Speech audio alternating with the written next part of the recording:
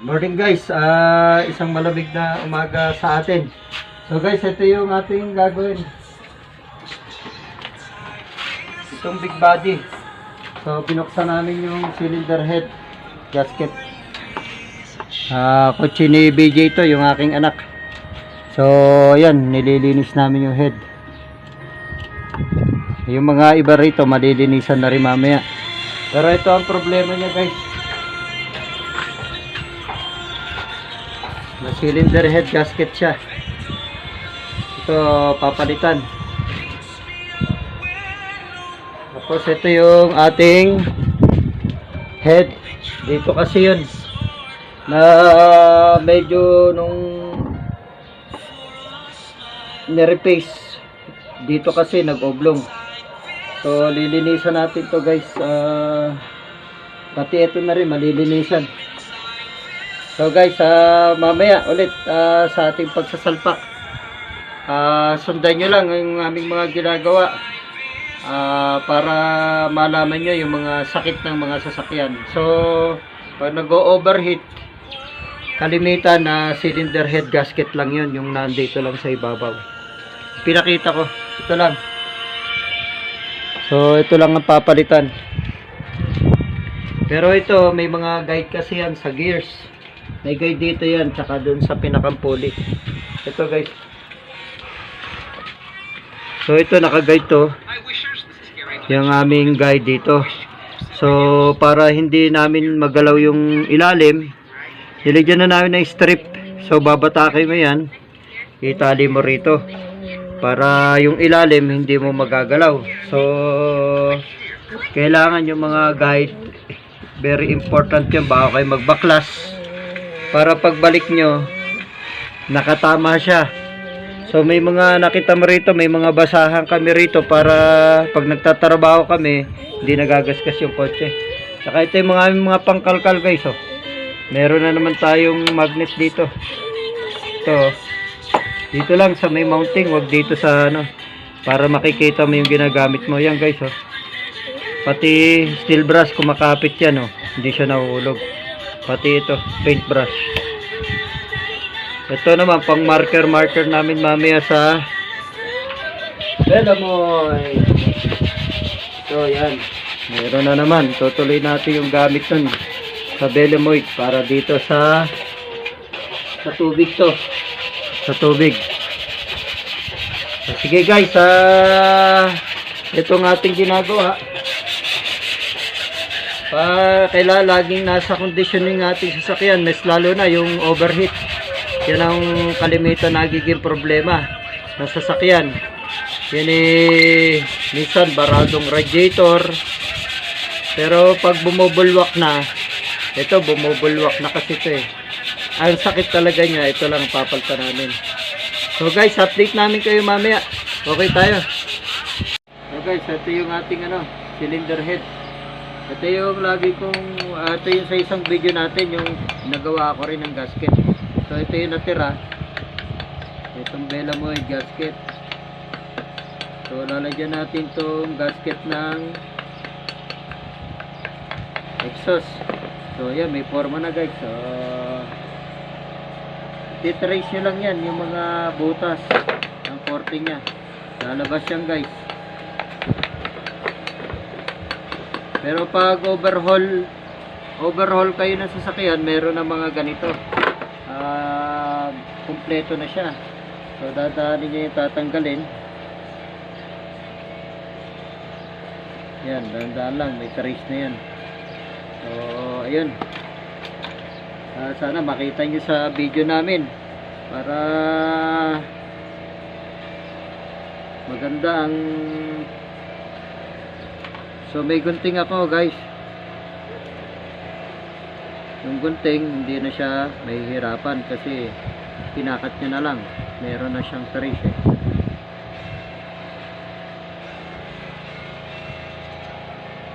So ayan.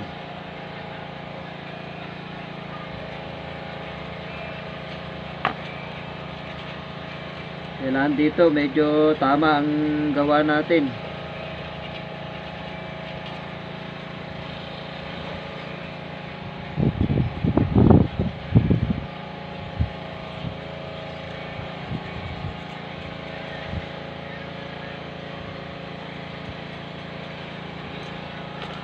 So maya maya makikita nyo guys yung ating kinortihan sa pamamagitan ng tracing ng ano dito sa head. Ito dito sa head yan ay sa part ng exhaust. Kailangan kasi may gasket kasi yung gasolina kailangan may gasket para maganda yung buga at hindi nangangamoy gas. Minsan dito lang yung guys yung nangangamoy guys na nangangamoy yung gas. Siraan ganito. Belamoid lang yan yung ginamit natin nung isang araw yung natira. Tama-tama, nagbukas naman tayo nito. Lagay na natin. Pero ito, basta nilagay nyo lang sa ito yung lugar. Yung belamoid, huwag yung, pag hindi nabasa siya, yan, maganda pa. Kasi paper siya, paper. Yan na parang paper spacer na lalagyan mo, papahida natin ng gasket maker naman, mamaya. So, tinitrace natin siya.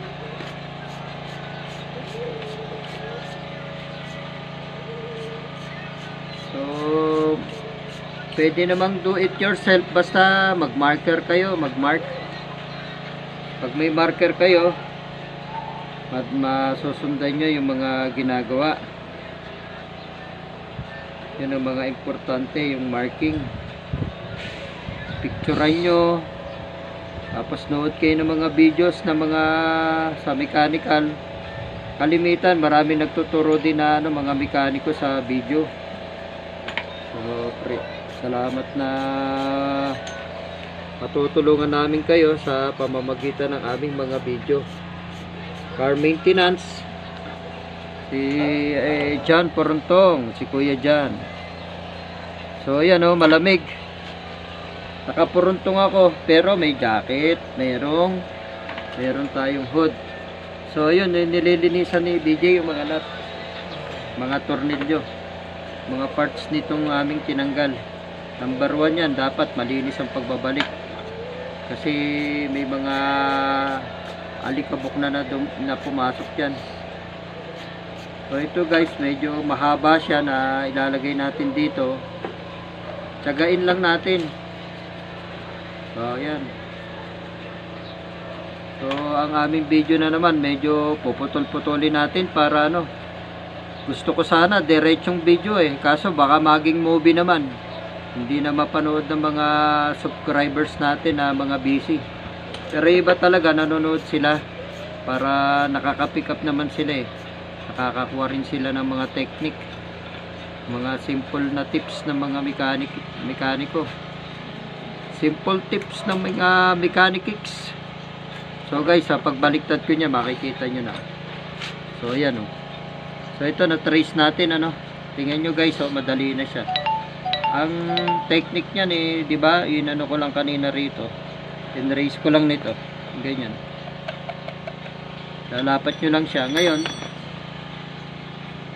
pwede mo na siyang tanggalin ng may marka na siya, hindi ka na mahirapan kasi yan talaga ang tamang paggagawa niyan. Ilapat mo yung gasket doon, tapos saka mo lagyan na palu-paluin mo siya dahan-dahan, slowly sundan mo yun, natetrace na siya. So yan, kasi kailangan bukas tong mga to, gasoline yan,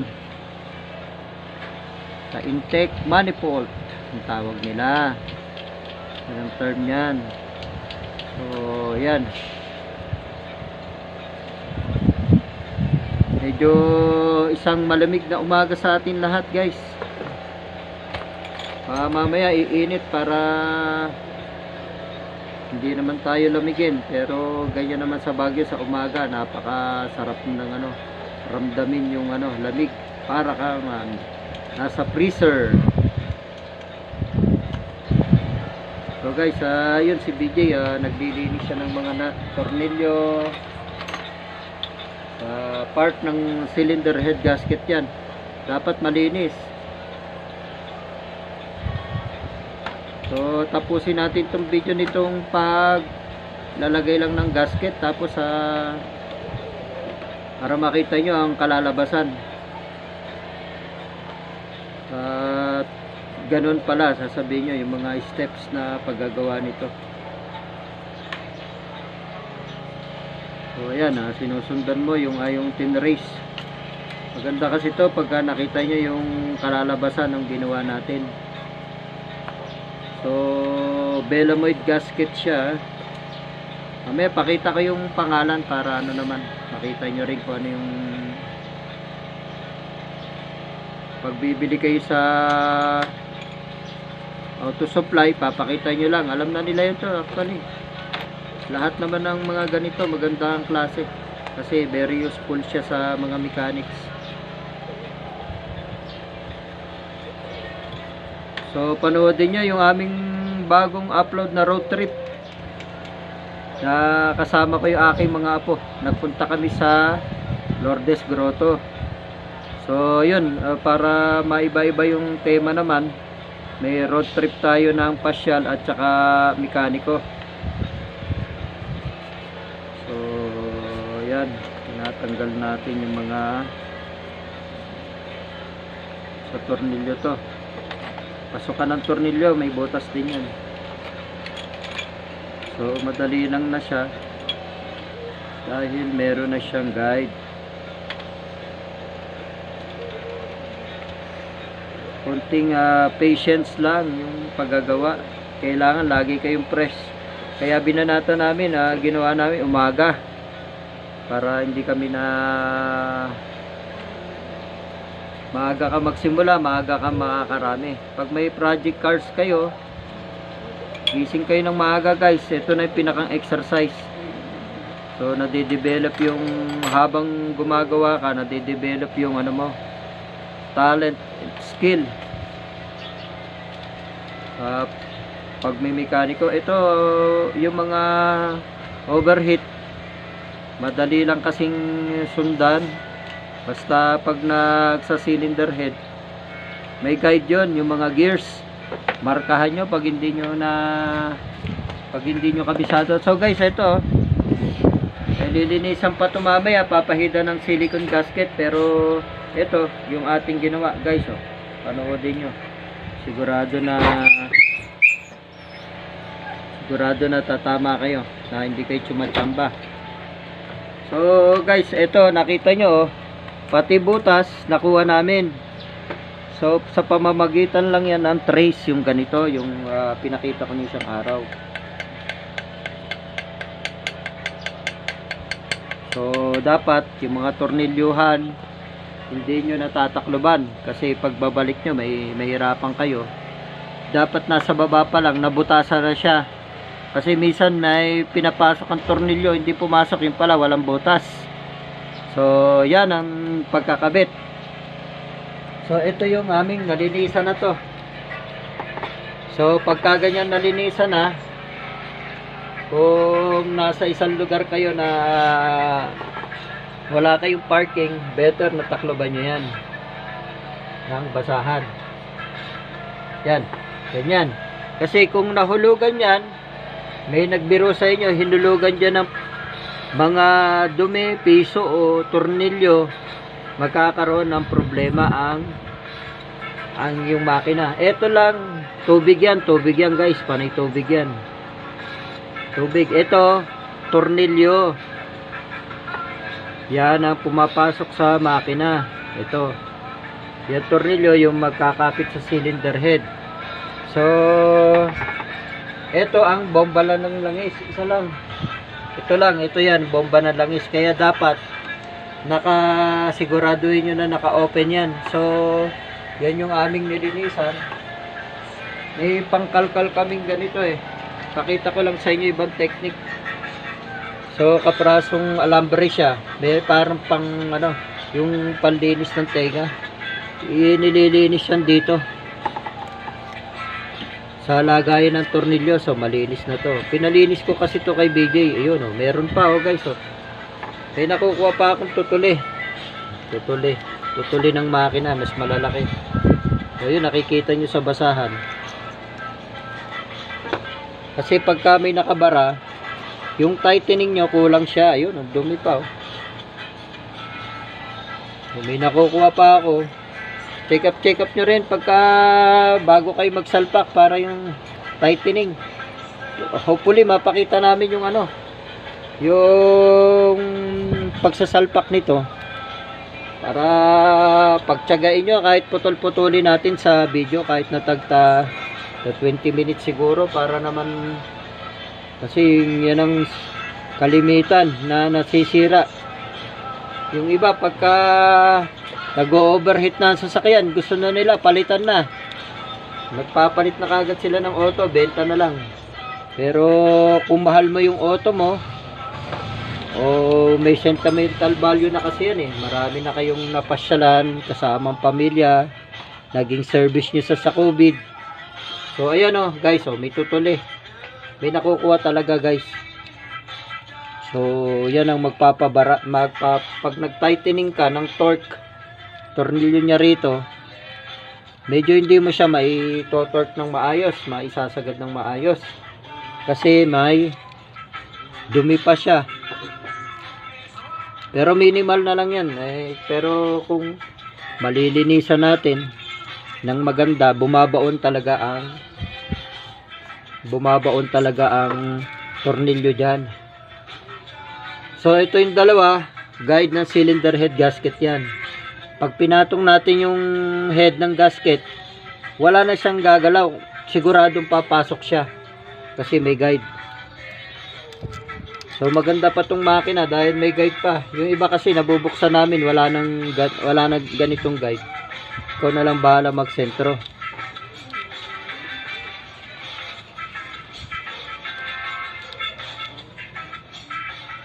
So dumi yan guys, tubig man yan o yun marami. So natatanggal natin yung ating mga dumi. So may nag-hello guys, gising na yung aking pinakamagandang asawa. Lahat naman ng asawa sasabihin natin maganda. Siya yung ating love. So baka bibigyan niya ako ng kape kaya siya nag-hello guys. Meron pa rito. May nakakalkal ako dito guys, matigas. Marumi siya. So pakita ko lang.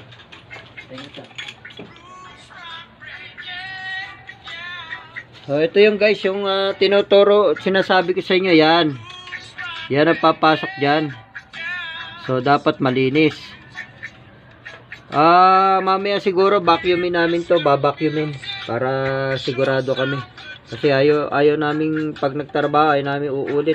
Yan guys. So naibabaon na ng maganda. Punasan nyo rin ganyan guys. So pagka cylinder head, huwag kayo magmadali. Parang project car yan, matatapos naman yan. Pag malinis at ayos ang yung kabit, kayo rin ang masisiyahan. Hindi na kayo tubig ng tubig, kasi ito nag-overheat, uminit, bumubulwak yung tubig. Huwag nyong bubuksan huwag nyong bubuksan to. Pagka nag-overheat, huwag nyong buksan to guys. Malalapnos kayo dyan. So ako nung bago pa lang, newbie ako sa paggamit ng sasakyan.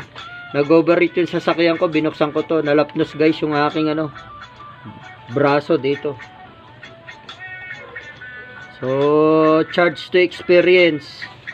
Never open the radiator cap when it is hot, especially pag nag-overheat. Delicates.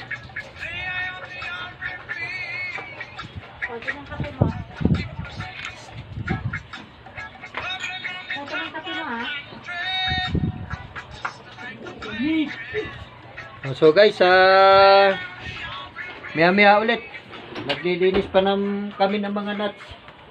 Ito yung aming mga isasalpak. Nakita nyo yung paggagamit nito, So shout out natin si Fiberflex. Ito yung ginamit natin. So Ito yung natira natin ng isang araw. Meron na naman. Ito yung sinabi ko sa inyo guys. Pag maibababa natin yung pyesa, yan. Gagawa ulit tayo mamaya.